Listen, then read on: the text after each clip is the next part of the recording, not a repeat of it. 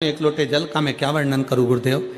हमारा जानवरों की दवाई का, वेट मेडिसिन का अपना व्यापार था। कोरोना महामारी के दौरान व्यापार बंद हो गया। उसके बाद हमसे नौकरी लगवाने के नाम पर एक आदमी ने पैसे ले लिए और भाग गया। बहुत कष्ट में थे, कर्जे में आ गए, चारों तरफ से अंधेरा छा गया, किसी भी अपने ने साथ नहीं दिया। जब बच्चे दूसरे बच्चों को देखकर कुछ भी मांगते ना तो आंखों से आंसू आ जाते। बहुत नकारात्मकता आ गई, किसी भी चीज में मन नहीं लगता। गुरुदेव, बच्चे भूखे रहते, दूसरों का मुंह देखते, शरीर में बीमारियों ने भय लगा रहता। तब फिर मेरी मम्मी ने आपकी कथा के बारे में बताया और हमने टीवी पर आपकी कथा सुनना प्रारंभ करी। जनवरी 2024 में मेरे पति के मामा जी सीहोर से कंकर शंकर लेकर आए और मेरे पति रोजाना 1 लोटा जल शिवजी को चढ़ाते। हमने शिवरात्रि पर पार्थिव शिवलिंग का निर्माण भी किया, ऑनलाइन अभिषेक किया और बाबा की बेलपत्र को रख लिया। बाबा से बस प्रार्थना करी और बाबा ने सुनी। 3 महीने भी नहीं हुए गुरुदेव, सारा कर्जा मेरे बाबा ने उतार दिया। अब हम किसी भी चीज की कोई कमी नहीं है, सारा भय समाप्त हो गया। जब से बाबा ने हमारा हाथ पकड़ा है, अब हम बाबा के भरोसे हैं राह दिखाने के लिए। बहुत बहुत धन्यवाद। और लाइन अच्छी लिखी है, उसका स्मरण आप और हम करें। भोले बाबा तेरी नौकरी सबसे बढ़िया है, सबसे खरी, तेरे दरवाजे की चाकरी सबसे बढ़िया है, सबसे खरी। एक शिव पर आश्रित हो, हम शंकर पर आश्रित, हम शंकर पर भरोसा कर। पर जैसा नंदी ने मांगा, जैसा नंदी मांग रहे हैं, वैसा शायद किसी ने नहीं मांगा होगा कि हर घड़ी, हर पल, हर क्षण, हर श्वास में मैं आपके सम्मुख में हूं, मैं आपके सामने हूं। हर पली, हर पल, हर घड़ी में, हर क्षण में।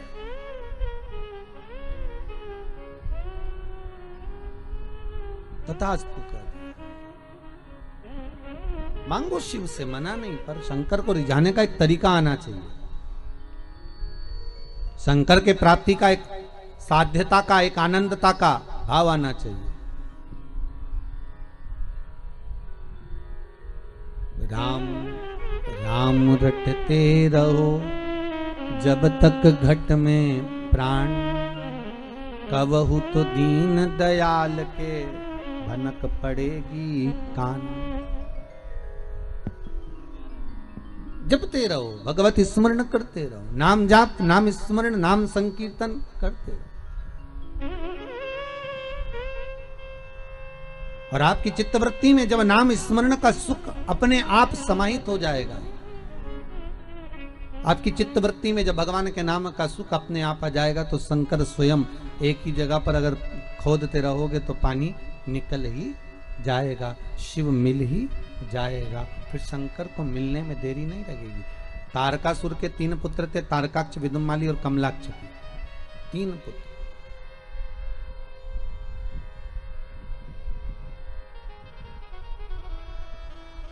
और ये तीनों, तारकाक्ष, विदुमाली, कमलाक्ष की, ये तीनों पिताजी के जाने के बाद इनके मन में ऐसा भाव आ गया कि अब हमारे पिता नहीं।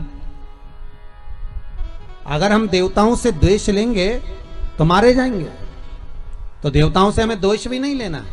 एक काम करना है, पहले देवताओं का हम तप साधना कर कर उनसे वर प्राप्त कर ले। तो तीनों ने वर प्राप्त करा, वर मांगा ब्रह्मदेव से, ब्रह्मा जी से कहा हमारे प्राण ना छूटे, हम अजर और अमर हो जाएं, ऐसी कृपा कर दो। ब्रह्मदेव कहने लगे ये कभी नहीं हो सकता कि तुम अमर हो जाओ।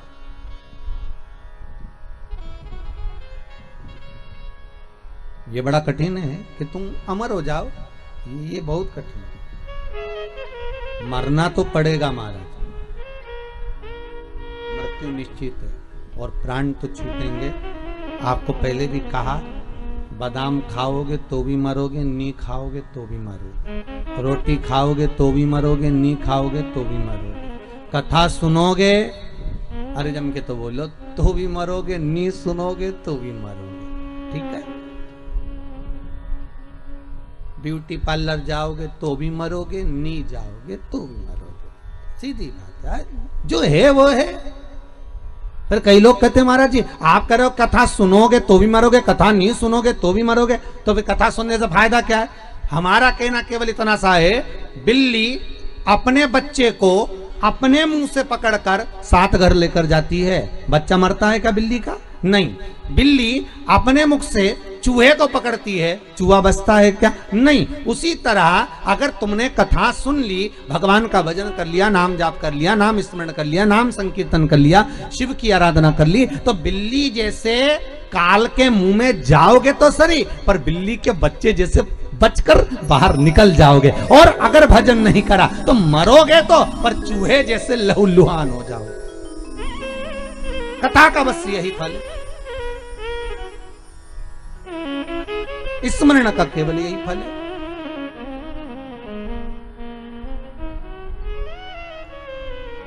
भजन का केवल यही फल है। और उस भजन के फल का आनंद यही रहेगा कि आप तो कह दिया, ब्रह्मा जी बोले तुम्हें मरना तो पड़ेगा, तारकाक्ष विदुमाली कमलाक्ष की, तुम्हें मरना तो पड़ेगा, मृत्यु तो निश्चित है, मरना पड़ेगा। आ गई तो जाना तो पड़ेगा। बस इतना है, घबराना नहीं, डरना नहीं, थोड़ी देर शांत होकर उस शंभू का स्मरण करना, थोड़ी देर शांत होकर उस शिव का नाम जाप करना। श्री बोलो एक बार, श्री शिवाय नमस्तुभ्यम। फिर से बोलिए, श्री शिवाय नमस्तुभ्यम। एक बार जब लगे कि आज थोड़ा सा दिल विचलित है तो थोड़ा थोड़ा जानना तो है, मरना निश्चित है, आज नहीं तो कल।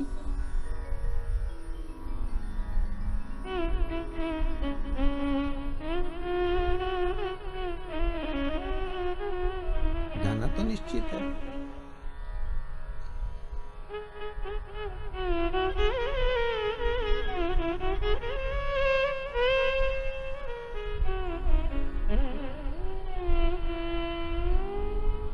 एक निश्चितता है मृत्यु की।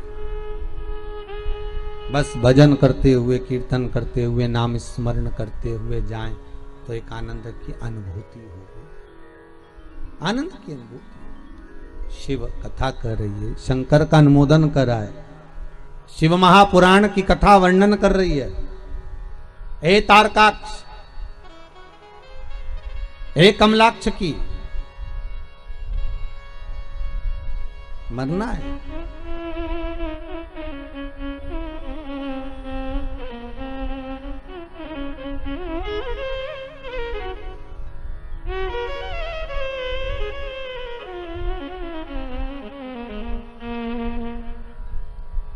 और जब मृत्यु एक निश्चित जगह पर है, शिव महापुराण की कथा में, गरुड़ पुराण में स्पष्ट कहा गया, जब माता के गर्भ से बच्चे का जन्म होता है, नाल कटती है, और नाल कटते समय, जिस समय नाल कटी, जन्म हुआ, बस उसी समय पर तुम्हारे मरने की तारीख, घड़ी, पल, दिन, तिथि निश्चित हो जाता है कि ये इतनी बजे, इतनी घड़ी में, इतने पल पर, इतने क्षण में इस जगह पर प्राणों को छोड़ेगा। ये निश्चित है, ये तारीख, पल, घड़ी, क्षण सब निश्चित हो गया।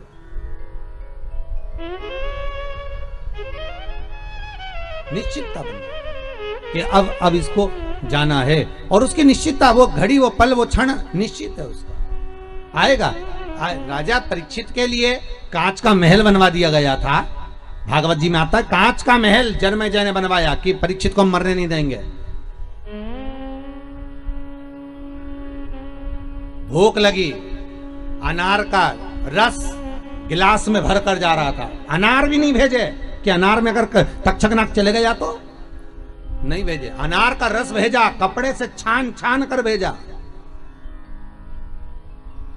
पर नाग भी नाग था, मृत्यु मृत्यु थी। गिलास की पेंदी के नीचे तक्षक नाग चिपक कर चले गया था, गिलास की पेंदी के नीचे चिपक कर चले गए और मृत्यु आ गई।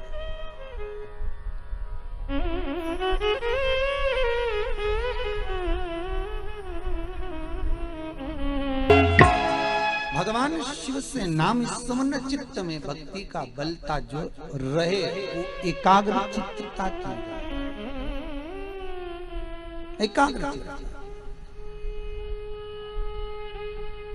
शिव कथा कह रही है।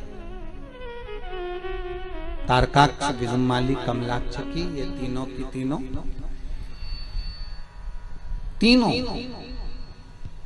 भगवान ब्रह्मा से वर मांग रहे हैं, ना नीचे मरू, ना ऊपर मरू, ना अंदर मरू, ना बाहर मरू, ना अस्त्र से ना शस्त्र से, न दिन में ना रात, तथास्तु कर दिया।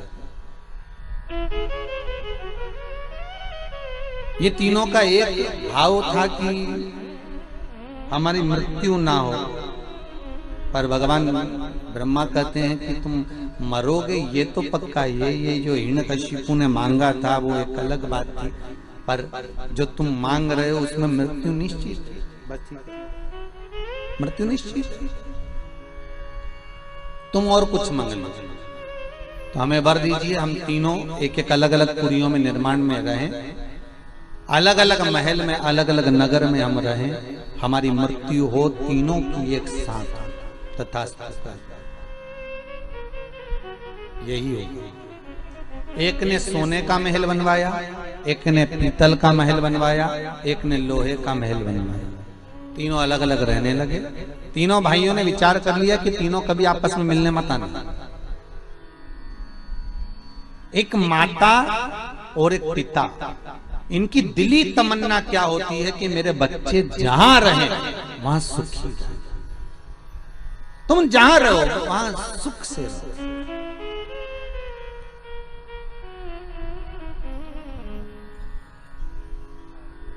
तुम्हारी मर्जी पड़े जहां रहो, पर स्वस्थ और सुखी रहो। कोई माता पिता ये नहीं कहेंगे कि सारा घर का पूरा व्यक्ति घर के अंदर ही रहे। नहीं नहीं नहीं, आप तो जहां रहो वहां अच्छे से रहो, सुखी।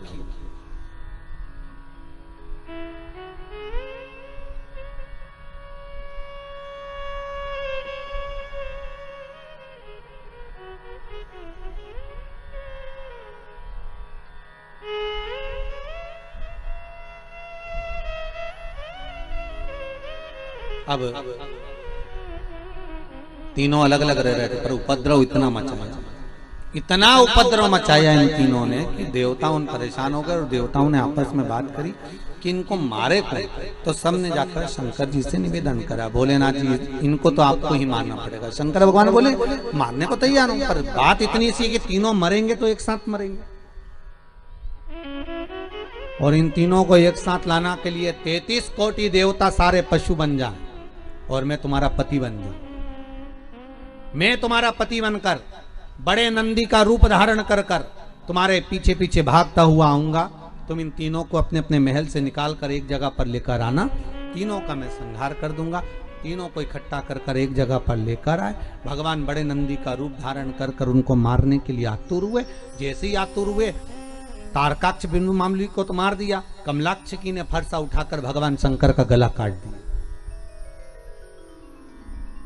शिवजी नंदी के रूप में आए थे, शंकर का जैसे गला कटा, वो कटा हुआ गला नेपाल में जाकर गिरा। शिवजी का धड़ केदारनाथ जी के रूप में विराजमान हुआ। पर शिवजी ने देखा यदि ये आज नहीं मरे तो फिर नहीं मरेंगे, तो शंकर भगवान ने सोचा इनको मारना जरूरी है। शिवजी अपने असली स्वरूप में आ गए, त्रिशूल उठाकर तारकाक्ष विदुमाली को मारा। जैसे ही मारा, कमलाक्ष की मारने के लिए पीछे से दौड़ा। भगवान ने पीछे का कोना, उस त्रिशूल की नोक, पीछे का भाग कमलाक्ष की को दिया। तब जाकर ये तारकासुर के 3 पुत्र मरे। देवता आनंदित हुए। तब देवताओं को लगा कि अब सुख का भान होगा, अब आनंद की अनुभूति है, अब आनंद की अनुभूति होगी। अच्छा, देवताओं के साथ और आपके साथ और हमारे साथ एक जैसा ही होता है। अपन थोड़े दिन अच्छे से जीते हैं, इसके बाद लगता है अब सारा दुख, सारी तकलीफ, सारा कष्ट चले गया। जैसे पिछली बार कोरोना आया था, चले भी गया था, किसी को नहीं मालूम था कि ये जन्मदिन मनाने वापिस आ जाएगा।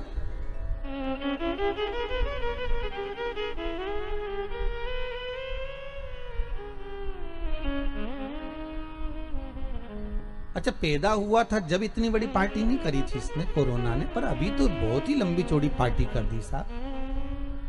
कजन कितनों को निपटाया जा रही है, जो जो इसकी पार्टी में जा रही है सबको निपटा रही है। आपसे भी निवेदन है, दूर रहना, 2 गज की दूरी, मास्क है जरूरी, और एक दिन में कम से कम 25 बार हाथ को धोते रहो। और एक बहू से सास हमेशा हर बार कहती थी, ए बहू, एक एक कोने कोने की कचरे की झाड़ू एक एक निकाल लेना। हो आओ। बहू जब भी कोई काम करने बैठती ना, सास उसको हमेशा टोका करती, एक एक चावल अच्छे से बीनना। आओ। एक एक भिंडी अच्छे से साफ करना। आओ। एक एक आलू अच्छे से धोना। आओ। एक दिन बहू इतनी परेशान हो गई, अब की बार आज सुबह नहाने गई ना बाथरूम में, निकली नहीं 2 घंटा तक। जब 2 घंटे तक नहीं निकली तो सास को लगा कि कहां रह गई है अंदर। सास दौड़ कर गई है, बहू, हाँ मम्मी, निकलना। आती हूं मम्मी। इतनी देरी काहे में हो गई? एक एक बाल को शैम्पू कर रही हूं। सास समझ गई, इसको बुरा लग गया। तुम भी करो, प्रतिदिन कम से कम प्रयास जरूर करो। सोशल डिस्टेंसिंग का पालन करिए, मुंह पर मास्क लगा कर रखिए, हाथ को सैनिटाइज करते रहें, धोते रहें और दूरी बनाकर रखें।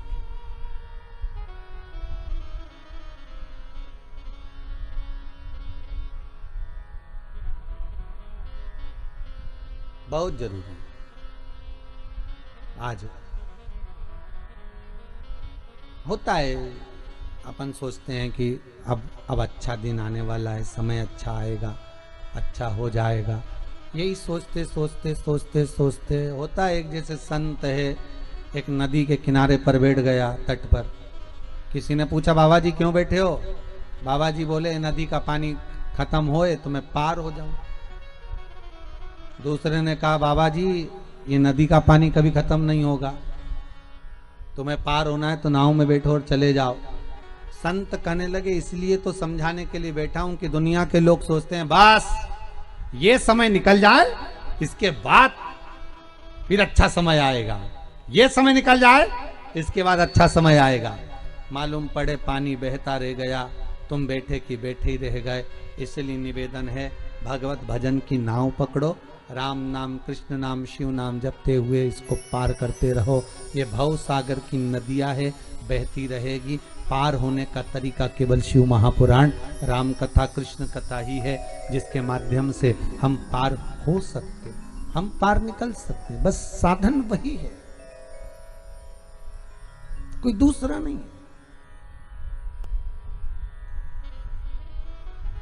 मर गए तारकाक्ष, कमलाक्ष की विदुन्माली तीनों। आया समय, शंखचूर्ण नाम के राक्षस का भगवान ने संहार करा, अपने पांव से प्रहार कर कर उसकी हस्तियों को, उसकी हड्डियों को समुद्र में फेंका, जिससे शंख जाति का निर्माण हुआ। शंख जाति का निर्माण होता है, सारे देवताओं पर शंख का जल चढ़ता है, पर शंकर भगवान पर कभी शंख का जल नहीं चढ़ता। शिव महापुराण की कथा कहती है, शंखचूर्ण राक्षस का संहार भगवान शंकर ने किया था, इसलिए शंख का जल शिव जी पर नहीं चढ़ता। महाराज, शंख के जल का दोष भी होता है। आप लोगों से कई बार निवेदन करा, आज फिर करते हैं। महाराज, जिसकी श्रवण शक्ति कमजोर हो गई हो, जिसके नयन कमजोर पड़ गए हो, कम दिखाई देता हो, तो गणेश शंख को लेकर आइए। शंख अलग अलग होते हैं, विष्णु शंख होता है, गणेश शंख होता है, लक्ष्मी शंख होता है। महाराज, अलग अलग शंखों का प्रमाण वर्णन है। महाराज, दक्षिणवर्ती शंख होता है,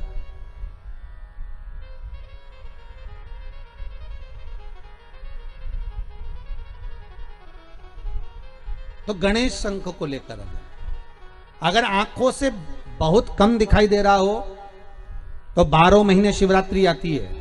किसी भी शिवरात्रि पर शंकर भगवान पर पीपल के पत्ते पर शहद रखकर शंकर जी पर डाल दीजिए। उस शहद को पीपल के ही पत्ते पर रखकर ले आइए, घर पर लाकर उसको कटोरी में निकाल लीजिए, पत्ते को ठंडा कर दीजिए। उस ओरिजिनल शहद, असली शहद होना चाहिए, उस शहद को आंखों में काजल जैसा लगाना प्रारंभ कर लीजिए। 1 महीना या 15 दिन आप आंखों में लगाएंगे, धीरे धीरे रोशनी बढ़ना प्रारंभ हो जाएगी। श्री शिवाय नमस्तुभ्यम का जाप करें या चंपेश्वर महादेव का स्मरण करें। चंपेश्वर महादेव का स्मरण कर कर भी नैनों में आप शहद लगा सकते हैं, उससे रोशनी बढ़ती है। महाराज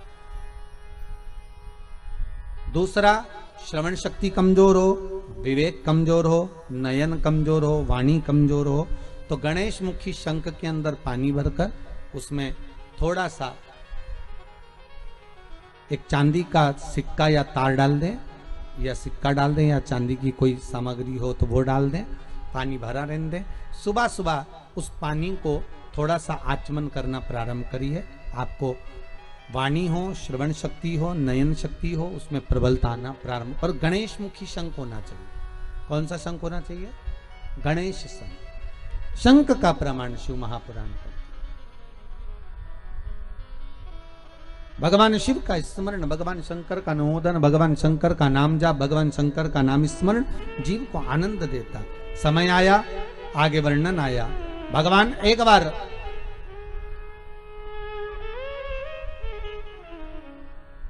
मंथन का समय, देवता और राक्षस मिलकर समुद्र का मंथन कर रहे हैं,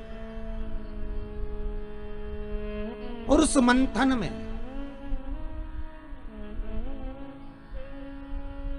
सबसे पहले अगर प्राप्त हुई है तो गौ माता प्राप्त हुई।